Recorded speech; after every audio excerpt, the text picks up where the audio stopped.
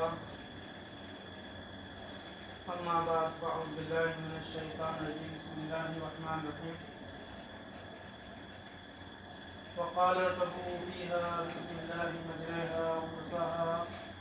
إن ربي لغفور رحيم وهي تجري بهم في موج كالجبال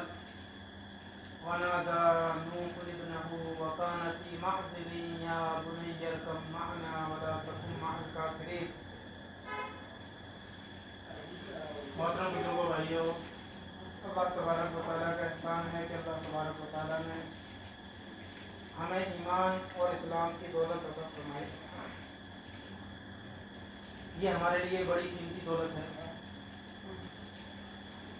اور اللہ تبارک و تعالیٰ نے ہمیں حضور صلی اللہ علیہ وسلم کی امت کے اندر پیدا فرمایا. حضرت نوح علیہ السلام کے متعلق ہماری بات چل رہی تھی اور اس سے بھی ہمیں اندازہ لگتا ہے اس پورے واقعے سے کہ ایمان کتنی بڑی دولت ہے. پچھلی مرتبہ بتایا گیا تھا کہ جب اللہ کا عذاب آنا شروع ہوا تو نوح علیہ السلام نے اپنے گھر والوں سے اور ایمان والوں سے کہا کہ اس کشتی میں اللہ کے نام سے سوار ہو جاؤ، اللہ کا نام لے کر اس کشتی میں سوار ہو جاؤ. اس کا چلنا اور اس کا رکنا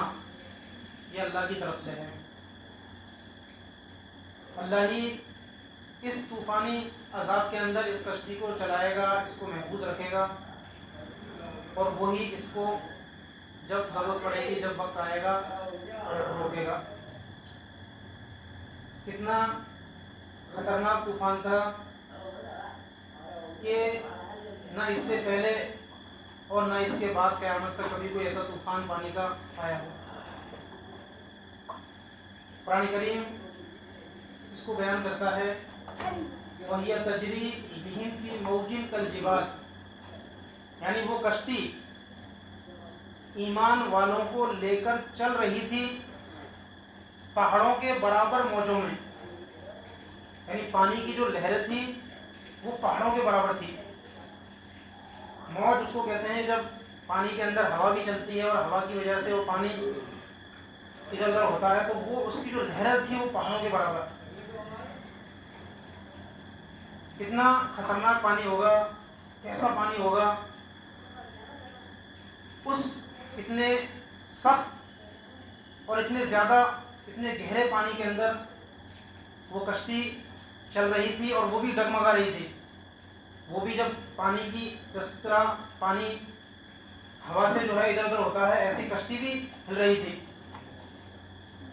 لیکن اس کو چلانے والا، اس کی حفاظت کرنے والا، اس کو بنانے والا، اس کا حکم دینے والا یہ سب اللہ ہے. تو اللہ نے اس کشتی کو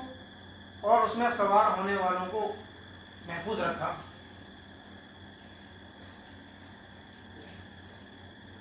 جیسے ہی وہ کشتی پانی میں چل رہی تھی جو اللہ کے نافرمان تھے وہ پانی میں غرق ہوتے رہے.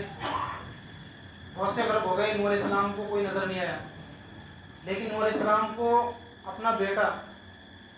نظر آیا ایک طرف کنارے پر، ایک طرف کھڑا ہوا ہے. 3 بیٹے تو کشتی میں سوار تھے، وہ ایک کشتی میں سوار نہیں ہوا کیونکہ وہ غیروں کے ساتھ میں رہتا تھا زیادہ تر اور اس کا اٹھنا بیٹھنا رہنا سہنا زیادہ تر نوح علیہ السلام کے بجائے غیروں کے ساتھ میں تھا. تو جب عذاب آیا سارے نوح علیہ السلام کے گھر والے جو ایمان والے تھے عام طور پر سب وہ سوار ہو گئے، سارے ایمان والے سوار ہو گئے. یہ بیٹا چونکہ اس کا اٹھنا بیٹھنا زیادہ تر غیروں کے ساتھ میں ہی تھا، جب عذاب آیا اس وقت بھی یہ انہی کی محفلوں میں تھا اور انہی کے ساتھ میں تھا تو یہ کشتی میں سوار بھی نہیں ہوا. پھر نوح علیہ السلام نے دیکھا کہ عذاب آ چکا، کشتی چل رہی ہے اور یہ ایک طرف کنارے پر کھڑا ہوا ہے اور موجوں میں ادھر ادھر تھپیڑے کھا رہا ہے. یہ بھی اللہ کی طرف سے نوح علیہ السلام کی آزمائش تھی کہ اس بیٹے کو نوح علیہ السلام کے سامنے اللہ نے کیا، ورنہ چاہتا تو اللہ جیسے اور لوگ پانی کے اندر غرق ہو گئے یہ بھی غرق ہو جاتا انہی کے ساتھ میں، لیکن اس کو دکھایا نوح علیہ السلام کو. اور اللہ یہ آزمائش کرنا چاہتا تھا کہ نوح علیہ السلام اپنے بیٹے کی محبت میں اور شفقت میں کیا اللہ کی دعوت کو بھول جاتے ہیں یا نہیں بھولتے، کہ کہیں بیٹے کی محبت میں آ کر یوں ہی کہہ دے کہ آ جاؤ ایمان لاؤ، اچھا مطلب آ جاؤ کشتی میں سوار ہو جاؤ، لیکن نہیں، تو اللہ کو یہ آزمانا تھا۔ تو نوح علیہ السلام نے اپنے بیٹے سے کہا، اپنے بیٹے کو پکارا دور سے، کشتی میں سے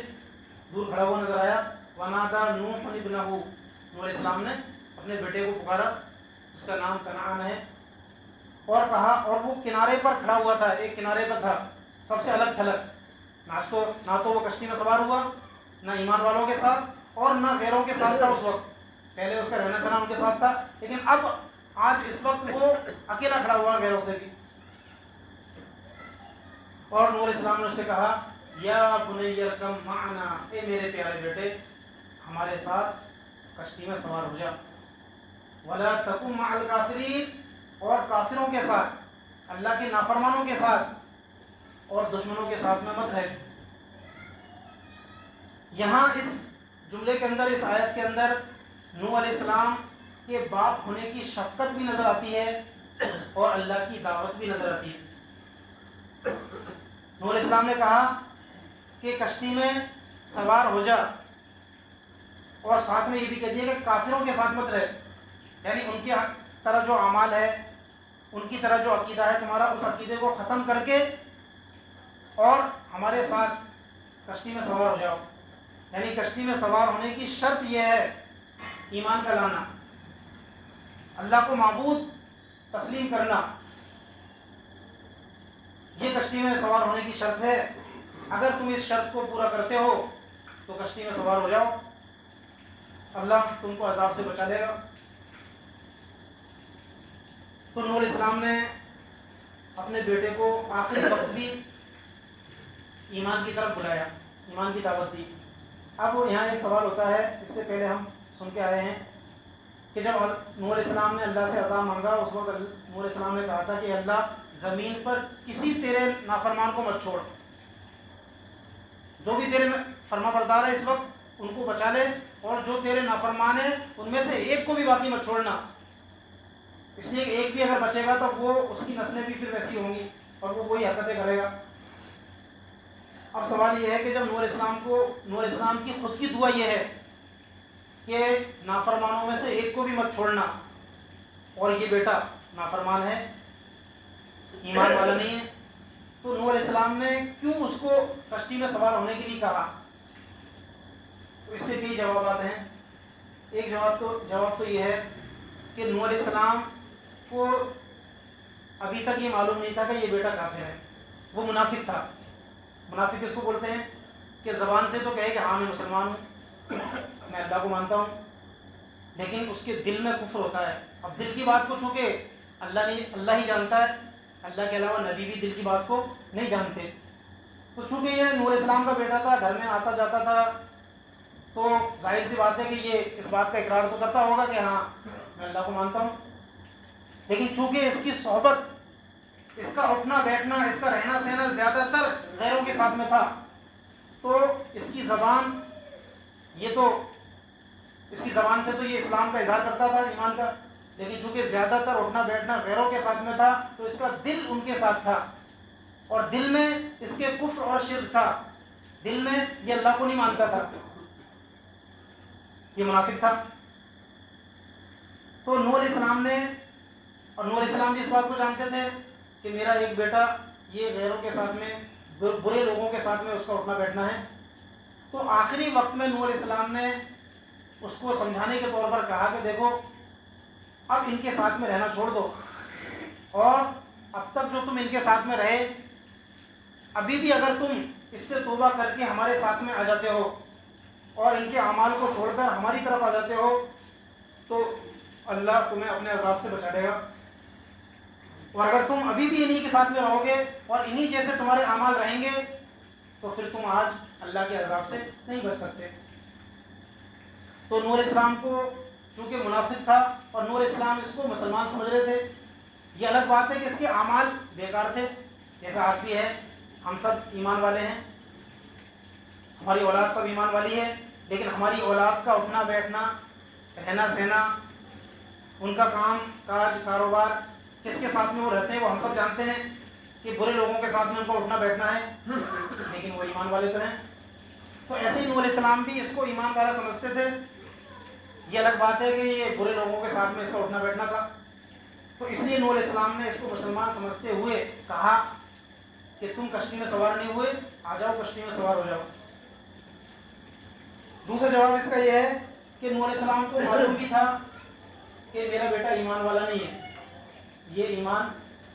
اس نے ایمان قبول نہیں کیا، لیکن پھر بھی نوح علیہ السلام نے آخری طور پر سمجھانے کے لیے اور آخری طور پر اللہ کا حکم پہنچانے کے لیے کہ اب یہ اللہ کے عذاب کو دیکھ کر، یہ پانی کی موجوں کے تھپیڑوں کو دیکھ کر اللہ کے عذاب سے ڈر جائے اور یہ ایمان قبول کر لے اور ایمان قبول کر کے ہمارے ساتھ آ جائے تو یہ اچھا ہے۔ تو اس لیے نوح علیہ السلام نے سمجھانے کے طور پر اس سے کہا کہ دیکھو یہ تمہارے لیے آخری موقع ہے، اب بھی اگر تم ایمان نہیں لائے تو اب تمہیں کوئی اس عذاب سے بچا نہیں سکتا، اور ایمان لے آئے اور ہمارے ساتھ سوار ہو گئے تو تم بچ جاؤ گے۔ اس سے ہمیں ایک بڑی اہم اور قیمتی بات معلوم ہوتی ہے کہ نوح علیہ السلام نے اپنی اولاد کی کس طریقے سے فکر کی، آخری وقت تک یہ کوشش کی، اس سے پہلے جو کوشش کرتے ہیں وہ تو ہے ہی، لیکن آخری وقت تک یہ کوشش کی کہ کس طریقے سے یہ ایمان قبول کر کے اور صحیح اعمال کرنے والا بن جائے اور دنیا اور آخرت کے عذاب سے بچ جائے۔ کیا آج ہم بھی اپنی اولاد کے بارے میں اتنی فکر کرتے ہیں؟ ہر آدمی اگر غور کرے اور اس بات کو سوچے تو اس کو خود کو یہ کمی محسوس ہوگی کہ ہم اپنی اولاد کے بارے میں اس طرح کی کوئی فکر نہیں کرتے۔ دنیا کی فکر تو کر لیتے ہیں، لیکن آخرت کے بارے میں ہم اپنی اولاد کے بارے میں ذرہ برابر نہیں سوچتے۔ ہماری اولاد ہماری آنکھوں کے سامنے اللہ کی نافرمانی کرے، گناہوں کے اندر مبتلا ہوں، اللہ کے حکم سے اللہ کے گھر سے دور ہوں، اور رات کو 12-1 بجے تک وہ گھر سے باہر رہیں اور ہم ان سے کچھ نہیں کہتے اور ہم ان کو ڈانٹ ڈپٹ نہیں کرتے اور ان کو روکتے نہیں، تو یہ ہماری کتنی بڑی کمی ہے۔ اس لیے ایک سبق ہمیں اس واقعے سے ملتا ہے کہ جس طریقے سے نوح علیہ السلام نے اپنی اولاد کی فکر کی، ہمیں بھی اپنی اولاد کی ایسی ہی فکر کرنی ہے۔ اگر ہماری اولاد کا رہنا سہنا اٹھنا بیٹھنا ان کی صحبت غلط لوگوں کے ساتھ میں ہے، برے لوگوں کے ساتھ میں ہے، تو کچھ پتہ نہیں کب یہ ایمان اور اعمال سے ہاتھ دھو بیٹھے۔ اس لیے کہ آدمی جیسے لوگوں کے ساتھ میں رہتا ہے اس کا عقیدہ، اس کے اعمال، اس کا کردار، اس کے اخلاق، اس کا رہن سہن، یہ سب ویسا ہی ہو جاتا ہے۔ وہ پھر یہ نہیں جانتا کہ میرے ماں باپ کون ہیں، میرے ماں باپ کا عقیدہ کیا ہے، میرے ماں باپ کا رہن سہن کیا ہے، ان کے اعمال کیا ہیں۔ بس وہ جن کے ساتھ میں رہتا ہے، جن کی سنتا ہے، وہ ویسا ہی ہو جاتا ہے۔ اس لیے ہمیں اپنی اولاد کے بارے میں یہ فکر کرنے کی ضرورت ہے کہ کس طریقے سے ان کے ایمان کی حفاظت ہو، کس طریقے سے وہ صحیح اعمال کرنے والے بنے۔ تو نوح علیہ السلام نے جب اپنے بیٹے سے کہا کہ کشتی میں سوار ہو جاؤ، تو بیٹے نے یہ جواب دیا، چونکہ اس کے پاس میں ایمان تو تھا نہیں اور اس کو اللہ کے عذاب کا یقین بھی نہیں تھا، تو وہ تو اس عذاب کو ایک عام عذاب کی طرح سمجھ رہا تھا کہ جیسے عام باڑھ آتی ہے، طوفان آتے ہیں، پانی کے آتے رہتے ہیں، یہ بھی ایک عام طوفان کی طرح ایک پانی آیا کہیں سے سیلاب، اور عام طور پر جو سیلاب آتے ہیں وہ پہاڑ کے برابر نہیں پہنچتے، یعنی ان کی اونچائی پانی اتنا نہیں ہوتا کہ پہاڑ کے برابر ہو جائے۔ تو بیٹے نے کہا کہ میں تو پہاڑ پر چڑھ جاؤں گا، میں تو پہاڑ کی پناہ لے لوں گا، اور پہاڑ ظاہر سے بات ہے کہ پہاڑ تک یہ پانی نہیں پہنچے گا، نیچے رہے گا، مکان ڈوب جائیں گے، پہاڑ تک تھوڑی پہنچے گا پانی، تو میں پہاڑ پر چڑھ جاؤں گا اور پہاڑ مجھے پانی سے بچا لے گا۔ کیونکہ اس کے پاس میں ایمان نہیں تھا، اس لیے وہ اس کو عام طوفان سمجھ رہا تھا، اس کو یہ معلوم نہیں کہ یہ اللہ کا عذاب ہے۔ تو نوح علیہ السلام نے فرمایا قال لا عاصم اليوم من امر اللہ، کہ آج اللہ کے عذاب سے اور اللہ کے حکم سے کوئی بچانے والا نہیں ہے۔ آج کوئی نہیں بچا سکتا تمہیں. یہ پہاڑ کیا اس سے ڈبل تبر پہاڑ ہو اور وہاں تو چڑھ جائے اور ایمان نہیں لائے گا تو آج یہ تمہیں اللہ کے عذاب سے اور اللہ کے حکم سے نہیں بچا سکتے. الا من رحم ربک، مگر وہی بچے گا جس پر آج اللہ رحم فرمائے. آج اللہ نے جس پر رحم اور کرم کیا آج وہی بچ پائے گا، اس کے علاوہ آج کوئی نہیں بچ پائے گا. بس نوح علیہ السلام کی بیٹے کی بات چیت چل رہی تھی، اچانک ایک پانی کی لہر آئی اور بیٹے کو غرق کر دیا. اللہ تعالیٰ ہم سب کو مدد کرے.